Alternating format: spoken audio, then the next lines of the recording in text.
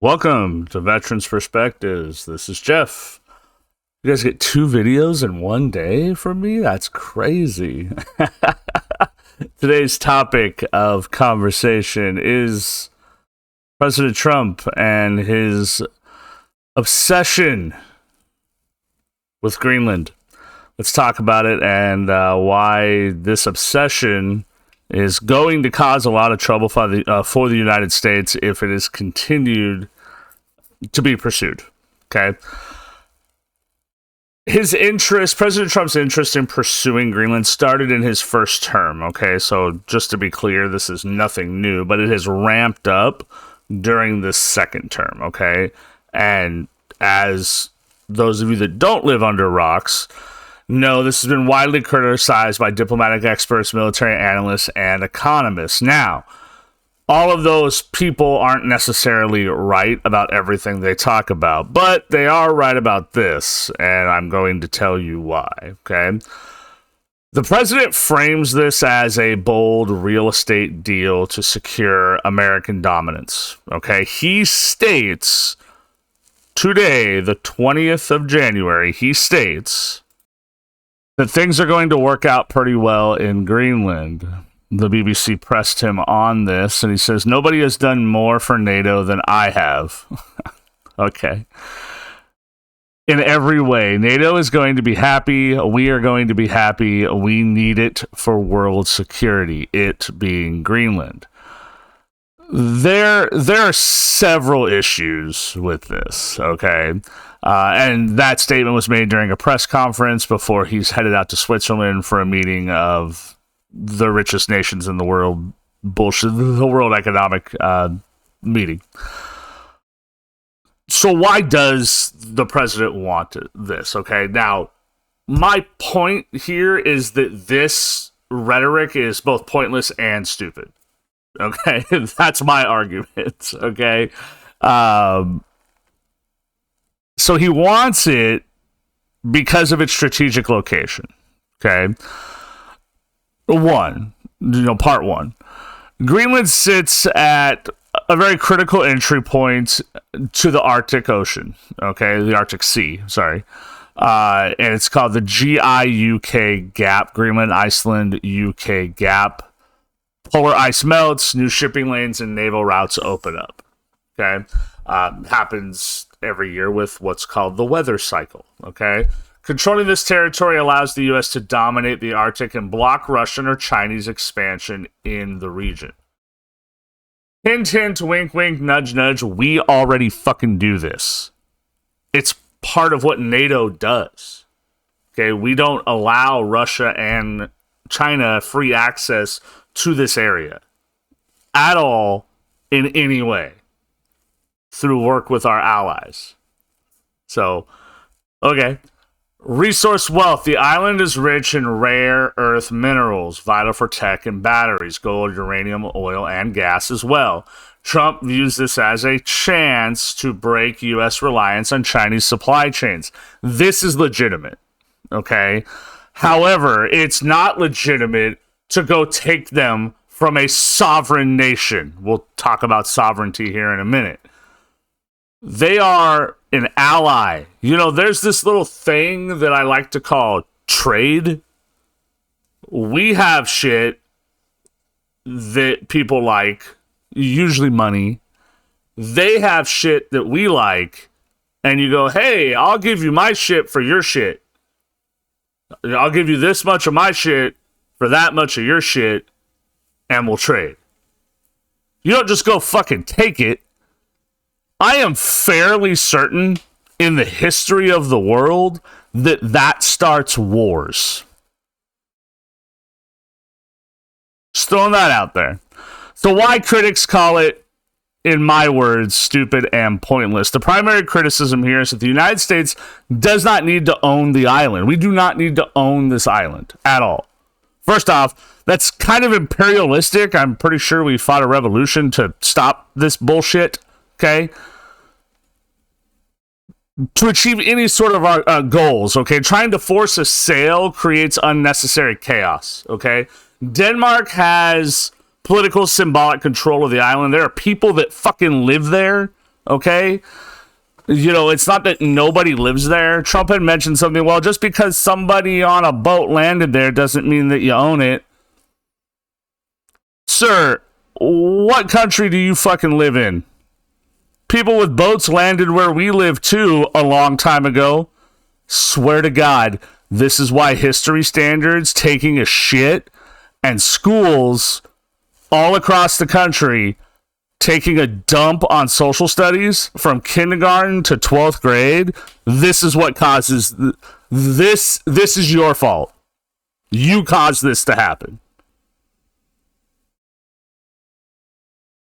We do not need to do this. Okay? We already have military access to the area. Okay? You know, that whole NATO thing, we also have a 1951 Defense of Greenland Agreement. We have an individual treaty with Greenland. The reality, the U.S., again, we already operate what's called Thule Air Force Base, or Air Base. Okay, I believe they renamed it to Pituffik. Please do not. Oh my God, you don't know how to pronounce that. No, I don't. It's Pituffik, space base. I believe it is a Space Force base. Okay, in Greenland. It is our northernmost military installation. It's critical for missile warning and space surveillance. It's already there. This creates a redundancy.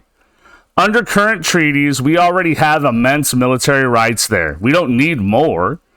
Denmark has repeatedly stated they are open to more U.S. presence if we ask. Hey, we would like more presence there. We would like to build a separate base in this area. What can we work out? That's called being an ally, being a neighbor. Okay?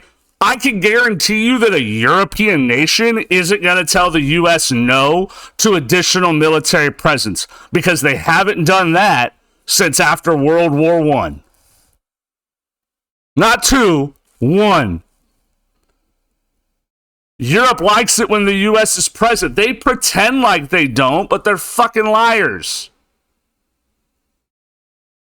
Because every time they stir the shit pot, who do they call to get rid of the stink?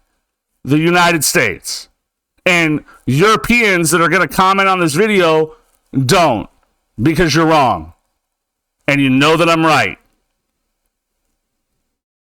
I just need to use World War I and World War II as an example. The U.S. ruins everything. Okay, then stop calling us. Stop calling us when you have problems. We'll just let Russia take your shit over. But we don't need to act like this. We are allies, European countries. We want to be your friend. We like you. I've been there. I've been to Europe. I've been to several countries in Europe. I like it there. For the most part. Denmark, again, has repeatedly stated they're open to more U.S. presence. If asked, buying the island to get military access is like buying a hotel because you want to rent a room. It's dumb. You already have a key to the penthouse for free. The island is not for sale. Greenland is a sovereign nation. Let me explain. I know this word is big for some of you. Sovereignty. Okay? They are their own country or nation or state in a political sense. They are recognized by the international community as having a right to exist. They have an operating government. They openly trade with several nations. They have laws. They generally don't act like dicks, like, say, North Korea, who we also allow to exist.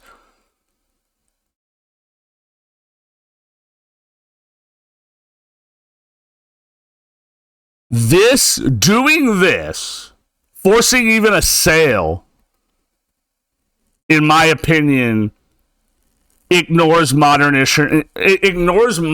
international law. Going after it by force will definitely break international law. But ultimately, it breaks self-determination. Look, For those of you that haven't figured it out yet, I am big on self-determination for countries. The United States should not be involved in foreign affairs unless it directly impacts shit here at home. At all, in any way. That's why people are like, well, why didn't you support Maduro? Because drugs kill kids in the United States. Why didn't you support getting Maduro? Because he was killing his own people and sending drugs to kill kids in the United States. There's a direct impact. Greenland, look, Greenland, I've never been there. I'm sure it's absolutely gorgeous. What you do thus far has not impacted the United States of America in a negative way. In a negative way. You've been an ally. Pretty good ally from what I've seen and from what I've read. I would like that to continue. This American would like that to continue. Greenland, again, self-governing country. Denmark handles its foreign affairs. Okay. The Greenlandic people, population about 56,000. Okay. Have their own parliament.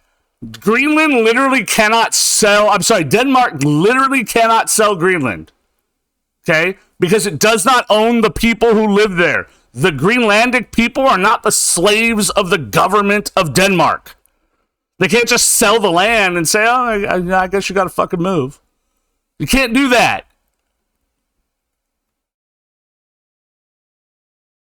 The premier of Greenland, whose name I will not try to pronounce, famously stated, we are open for business, but not for sale, as a rib to the president. Like, hey, we're open for business. You want to trade? Hey, let's do that. That's great. But you're not going to buy us. This isn't a real estate transaction, Mr. President. Pursuing a purchase treats an indigenous population and a modern democracy as chattel, which is a massive diplomatic insult. Look, I'm okay with most of President Trump's foreign policy. I know some of you will be, oh my God, how can you say that? Because when he talks about how he stopped 8 wars, he's right. You could hate the way he says it, but the fact of the matter is he's right. Okay? His foreign policy, not perfect, way better than the last 5 motherfuckers who have sat in his chair. I'll say that. Okay, and I know there's going to be some dipshit in the comments that he had bone spurs, he hates veterans. Okay. How many wars has he started? How many wars did Biden pursue? How many wars did Obama pursue? How many wars did Bush pursue? I'll wait. How many disabled veterans did they cause compared to President Trump? How much funding did they take away in their administrations compared to President Trump? Because it ain't even fucking close. And I've already presented the stats to back that up. So you could dislike the president. In fact, that's completely fine. That doesn't bother me at all. I'm clearly speaking against this action of the president. I dislike this action. But do a little bit of this thinking before you do a little bit of typey, because you look like an idiot. And look, I'll just put a thumbs up on your comment. If I think you're dumb, I'll put a thumbs up on your comment.